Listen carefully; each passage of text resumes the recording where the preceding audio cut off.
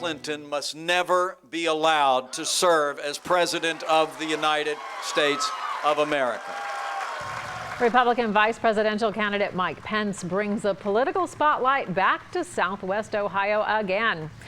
Good evening. With the polls showing basically a tie between Hillary Clinton and Donald Trump in Ohio, the candidates continue to crisscross the Buckeye State. Trump's running mate, Indiana Governor Mike Pence, was in Mason. Warren County is one of the most reliably Republican counties in the state. But will that continue 3 weeks from tomorrow?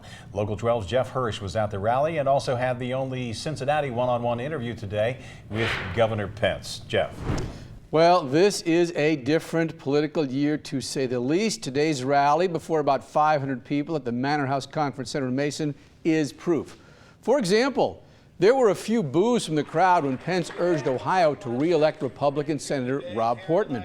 Portman un-endorsed Donald Trump a week or so ago after Trump's vulgar Access Hollywood tape was revealed. Ohio Governor John Kasich, a Republican, has avoided Trump like the plague. And the Trump campaign has cut ties with state Republican chair Matt Borges, because Borges had publicly voiced doubts about Trump. But it is still closely watched and very close political race in our critical state. Today, Mike Pence continued the Trump theme that the national media is trying to fix the election for Hillary Clinton. I've said it before, I'll say it again. All right?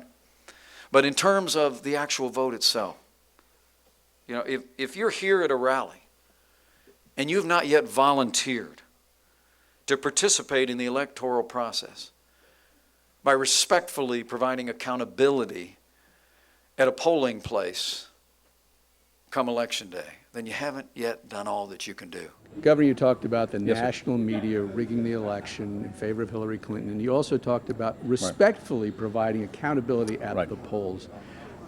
Does that create an effort to cast doubt on the final outcome, particularly that voter accountability? Some might say that's voter intimidation. Oh, not in the least. I think it's really important, given the magnitude of this election. I mean, the choice in this election couldn't be more dramatic. I just truly do believe that part of the great tradition of American democracy is that people participate in the electoral process. You have mechanisms here in Ohio, we do in the state of Indiana, where people can respectfully participate in the process, even on election day, to ensure the integrity of the vote.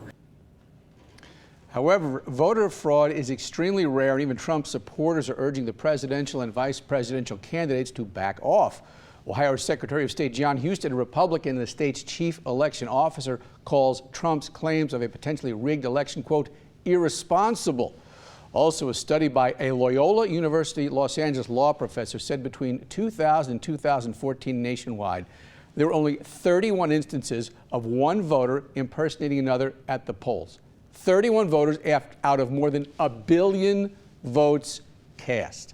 You can hear more of my interview with Mike Pence coming up at 6, or check the whole thing out on local12.com. Back to you. Jeff, were there a lot of people there today? Yeah, there were about 500. I mean, the place held 800. The room was partitioned off, so you had the media on risers, maybe, I don't know, 400 or so, 500 in front of us, and a few behind us. Jeff Hirsch, thanks very much. Democratic vice presidential candidate Tim Kaine will be campaigning in Columbus and Springfield on Wednesday.